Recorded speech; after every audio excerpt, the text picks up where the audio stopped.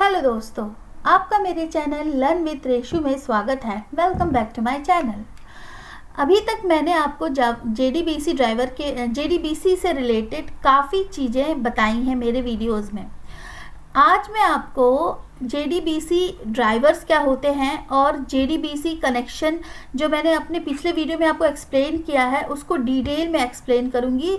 मतलब मेरे कई सब्सक्राइबर ने मुझसे पूछा कि जो आपने वीडियो डाला है जेडीबीसी कनेक्टिविटी पे, उसमें जो मैंने स्टेप्स एक्सप्लेन किए हैं उनका मतलब क्या है और वो कैसे काम करते हैं। तो ये जो ड्राइवर मैंने रजिस्टर किया था अपने रजिस्टर्ड ड्राइवर और जो भी स्टेप्स बताए थे मैंने, वो क्या है और वो कैसे काम करते हैं। तो इसीलिए मैंने सोचा कि मैं एक वीडियो बनाती हूँ और उसमें आपको एक्सप्लेन करती हूँ कि क्या जेडीबीसी ड्राइवर्स होते हैं, कैसे कितने टाइप के जेडीबीसी ड्राइवर्स होते हैं और कैसे ये कनेक्टिविटी परफॉर्म होती है जेडीबीसी में। जावा डेटाबेस कनेक्टिविटी कैसे परफॉर्म होती है जावा में। ठीक है, तो चलिए स्टार्ट करते हैं और मैं आपको स्टार्टिंग में जेडीबीसी ड्राइवर्स के बारे में बताती हूँ। तो देखिए, जब मैंने आपको ये बताया था कि जब हम जावा में डेटाबेस कनेक्टिविटी करते हैं तो सबसे पहले हम ड्राइवर को रजिस्टर करते हैं। तो ड्राइवर क्या होते हैं, व्हाट इज़ ड्राइवर। देखिए, ड्राइवर जो होता है एक इंटरफेस होता है, इंटरफेस जो कि इंटरेक्ट करता है किससे। ड्राइवर जो है वो डेटाबेस से अपने जावा एप्लीकेशन को इंटरेक्ट करने में हेल्प करता है। ठीक है, तो बेसिकली जेडीबीसी ड्राइवर के 3 काम होते हैं।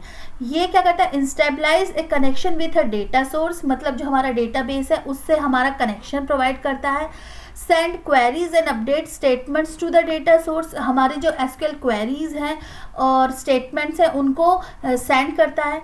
प्रोसेस द रिजल्ट्स को फैच करता है और फिर उनको हमें रिप्रेजेंट करता है। ठीक है, तो फॉर एग्जांपल जेडीबीसी ड्राइवर जो होता है वो डेटाबेस कनेक्शन और एसक्यूएल के क्वेरीज को सेंडिंग और रिसीविंग में हेल्प करता है। मतलब जो हमारा डेटा, जो भी हम एसक्यूएल क्वेरीज परफॉर्म करते हैं डेटाबेस के लिए, तो डेटाबेस कैसे सुनेगा, उसे क्या पता जावा क्या बात कर रहा है। तो जावा को डेटाबेस से बात करवाने के लिए जो हमें क्लासेस की ज़रूरत होती है, जो हमें एपीआई की ज़रूरत होती है, वो जेडीबीसी ड्राइवर प्रोवाइड करता है। मतलब ये एक माध्यम है एप्लीकेशन और डेटाबेस के बीच का, जो हमें जावा एप्लीकेशन को डेटाबेस से कनेक्ट करने के लिए यूज़ होता है। ठीक है, तो जेडीबीसी ड्राइवर कितने टाइप के होते हैं। जेडीबीसी ड्राइवर 4 टाइप के होते हैं। Type 1 JDBC ODBC bridge driver, type 2 JDBC native API, type 3 JDBC net pure Java और type 4 pure Java, 100% pure Java. तो आइए चलिए मैं इनका एक 1 बाय 1 एक्सप्लेन करती हूँ कि ये क्या होते हैं। तो देखिए, जेडीबीसी ओडीबीसी ब्रिज ड्राइवर ये क्या होता है। In type 1 driver a JDBC bridge accesses ODBC drivers installed on each client machine. देखिए, हर क्लाइंट मशीन पे हमें ओडीबीसी ड्राइवर को इंस्टॉल करना होता है। तो ये क्या करते हैं, हमारी जावा एप्लीकेशन को जेडीबीसी ओडीबीसी ब्रिज के थ्रू ओडीबीसी ड्राइवर में, ओडीबीसी जो ड्राइवर समझ सके उस भाषा में कन्वर्ट करते हैं। ठीक है, हमारे जो कॉल्स को ओडीबीसी में कन्वर्ट करते हैं ये जेडीबीसी ओडीबीसी ब्रिज ड्राइवर। और फिर ओडीबीसी ड्राइवर जो होता है वो vendor driver API, dB vendor driver जो होता है, vendor API, vendor specific libraries को में कॉल्स को कन्वर्ट करता है और फिर वो vendor specific library database, vendor specific database से कॉल कम्युनिकेट करता है। तो इस तरीके से ये जेडीबीसी ओडीबीसी ब्रिज ड्राइवर जो होता है वो हमारा जेडीबीसी एप्लीकेशन को ओरेकल डेटाबेस कनेक्टिविटी एप्लीकेशन से कनेक्ट करके और फिर डेटाबेस से कम्युनिकेशन परफॉर्म करवाता है। तो ये बहुत ही पुराना टाइप का मॉडल है, मतलब अब इसे हम यूज़ नहीं करते। ये सिर्फ एक्सपेरिमेंटल यूज़ के लिए यूज़ होता है और जैसे कि जहाँ पर कोई भी सोल्यूशन ना हो वहाँ हम इसे यूज़ करते हैं। ये बहुत ही लंबा प्रोसेस है और ये बहुत धीरे धीरे काम करता है। तो ये हो गया टाइप 1। टाइप 2 क्या है, जेडीबीसी नेटिव एपीआई। इसमें क्या होता है, in a type 2 driver JDBC API calls are converted into native C++ API। which are unique to the database. These drivers are typically provided by the database vendor and used in the same manner as JDBC ODBC bridge. मतलब इसको मैं हिंदी में समझाती हूँ कि JDBC हमारा जो application है तो वो नेटिव API में हमारे कॉल को कन्वर्ट करता है, फिर वो नेटिव API जो होती है वो हमारे vendor specific API vendor specific library में हमारे कॉल को कन्वर्ट करती है, और फिर वेंडर स्पेसिफिक लाइब्रेरी जो होता है वो हमारे डेटाबेस से कम्युनिकेट करवाता है। तो ये क्या होता है कि ये नेटिव API के थ्रू कम्युनिकेट कर रहा है। इसमें ये native Java application native API में कन्वर्ट होती है और इसमें फिर उस कॉल के थ्रू ये यूनिक डेटाबेस से कम्युनिकेट करती है। लेकिन इसमें क्या होता है, ये इसमें जो लेयर्स हैं वो कम है, मतलब उसमें हमारा ये layer JDBC ODBC driver bridge layer जो थी वो एक्स्ट्रा थी, लेकिन इसमें जो है ये सिर्फ 3 लेयर्स में काम कर गया। ठीक है, तो ये जो है वेंडर स्पेसिफिक ड्राइवर जो होता है इसमें क्लाइंट मशीन पे इंस्टॉल होना चाहिए, और ये Oracle call interface OCI drivers जो होते हैं ना वो इसके एग्जांपल है। मतलब OCI ड्राइवर जहाँ यूज़ होते हैं वहाँ पर हम वो एक एग्जांपल है जहाँ पर हम यूज़ करते हैं, वहाँ पर इस JDBC नेटिव API का यूज़ होता है। ठीक है, तीसरा है JDBC नेट प्योर जावा। इसमें क्या होता है, इसमें नेटिव API और इन सब चीज़ों की ज़रूरत नहीं होती, इसमें सिर्फ जावा एप्लीकेशन होती है जो कि एक मिडिलवेयर, ये मिडिलवेयर सर्वर होते हैं जिसमें कई टाइप 1 भी डेटाबेस टाइप 1 ड्राइवर हो सकता है, टाइप 2 ड्राइवर हो सकता है और टाइप 3 ड्राइवर हो सकता है।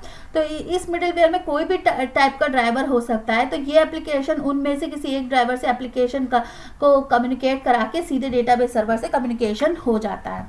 इसमें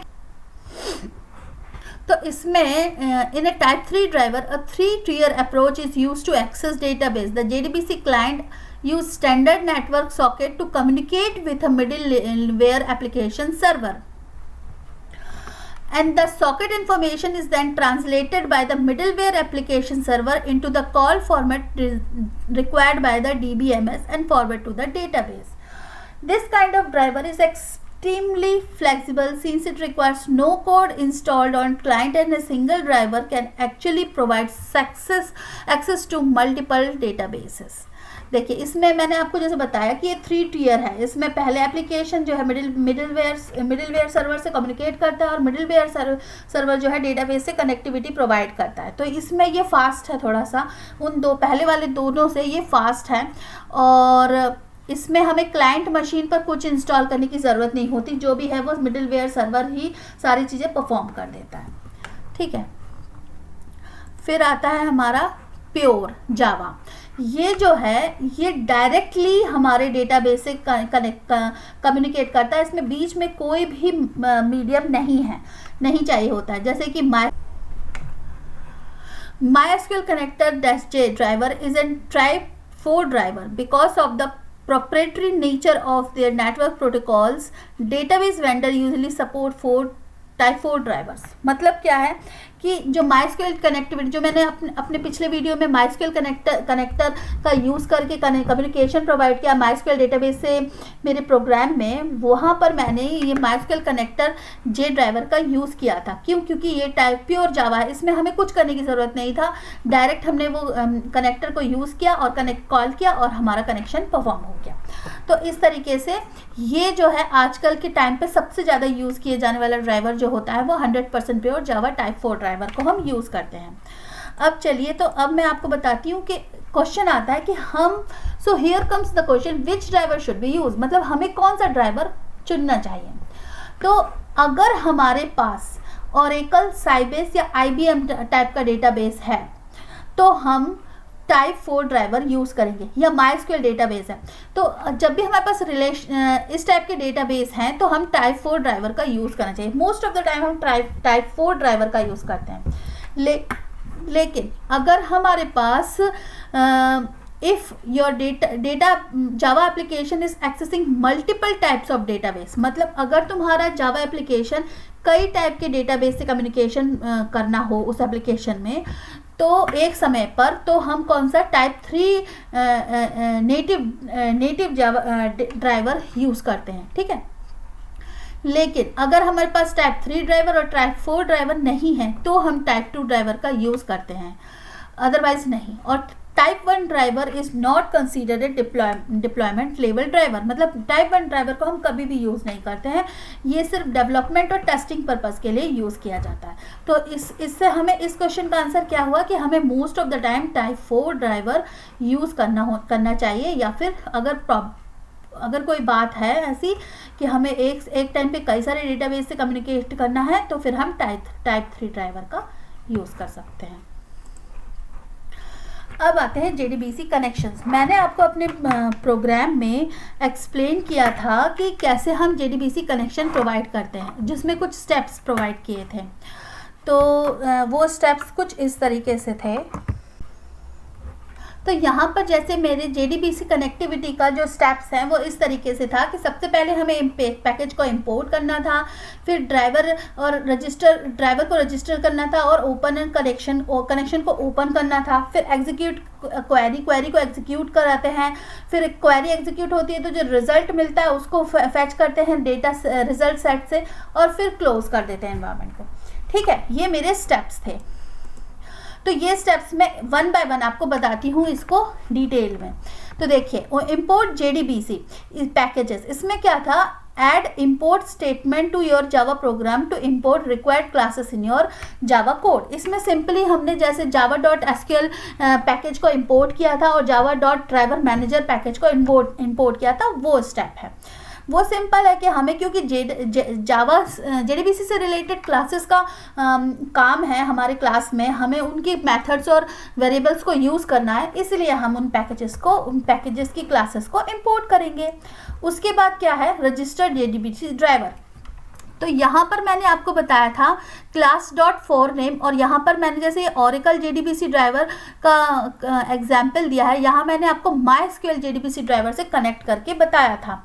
तो इसमें क्या है, देखिए, this step causes the JVM to load the desired driver implementation into the memory so that it can fulfill your JDBC request.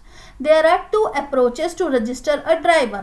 देखिए, ये क्या करता है, ये हमारे मेमोरी में, क्लाइंट साइड की मेमोरी में ये ड्राइवर को रजिस्टर कर देता है। मतलब उससे क्या होता है कि हम जो JDBC रिक्वेस्ट भेजते हैं वो हमारे जावा एप्लीकेशन को डेटाबेस से कनेक्ट करने के लिए हेल्प करता है। तो जो ड्राइवर्स मैंने आपको पहले एक्सप्लेन किए हैं वो इस टाइप के होते हैं, जैसे Oracle ड्राइवर हुआ, ODBC ड्राइवर, इसी तरीके से अगर MySQL कनेक्ट ड्राइवर होता तो यहाँ MySQL ड्राइवर होता। तो इस तरीके से ये जो ड्राइवर क्लासेस हैं, ये ड्राइवर्स हैं, इनको रजिस्टर करना होता है ताकि ये हमारे कम्युनिकेशन में हेल्प कर सकें। तो class.4name जब मेथड हम कॉल करते हैं, और इसमें क्या लिखा है कि the most common approach to register driver use 4name method to dynamically load the driver's class file into the memory which automatically register it. This method is preferable because it allow you to make the driver registration configurable and portable. मतलब क्या है, 4name जो class होती है वो dynamically driver class को load कर देती है मेमोरी में, जिससे ड्राइवर रजिस्टर हो जाते हैं। और उसके बाद क्या होता है, ड्राइवर रजिस्टर, ये जो मेथड है इसके थ्रू ड्राइवर रजिस्टर करना पोर्टेबल है और ईजी है।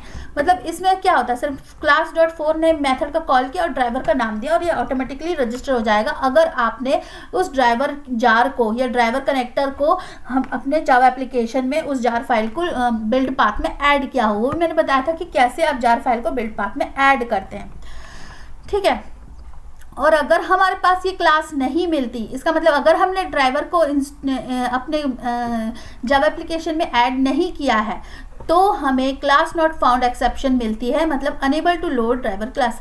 यहाँ पर मतलब यहाँ तो एक मैसेज दिया है, इसका मतलब है कि क्लास नॉट फाउंड एक्सेप्शन तब मिलती है जब हमें ये ओरेकल ड्राइवर या MySQL ड्राइवर या कोई भी ड्राइवर जो यहाँ यूज़ किया है वो हमें नहीं मिलता, तो ये एक्सेप्शन जनरेट होती है। इसलिए यहाँ सिंटैक्स लिखा है क्लास नॉट फाउंड एक्सेप्शन का, यहाँ कैच किया गया। तो इस तरीके से हम ड्राइवर को रजिस्टर करते हैं।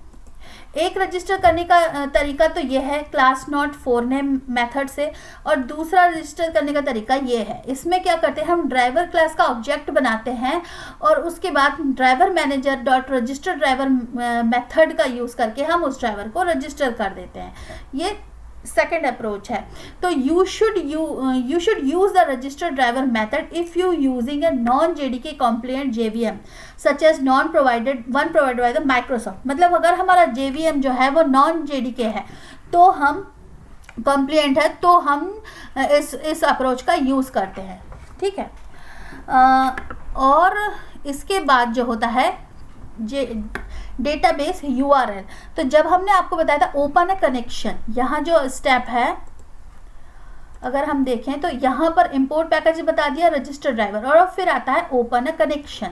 तो ओपन कनेक्शन के लिए हमें क्या करना होता है, JDBC driver manager dot get connection method का कॉल करना होता है। ये मैंने आपको अपने प्रोग्राम में यूज़ करके बताया कि कैसे हम driver manager dot get connection method का कॉल करते हैं। अब गेट कनेक्शन मेथड 3 टाइप से कॉल हो सकती है। एक तो सीधे URL देकर, अब उस URL में यूज़र और पासवर्ड अटैच करके हम वो URL बनाते हैं। दूसरा होता है कि हम प्रॉपर्टीज़ देकर और URL देकर, और तीसरा होता है कुछ प्रॉपर्टीज़ भी हम दे सकते हैं कनेक्शन की, और तीसरा होता है कि URL यूज़र और पासवर्ड देकर।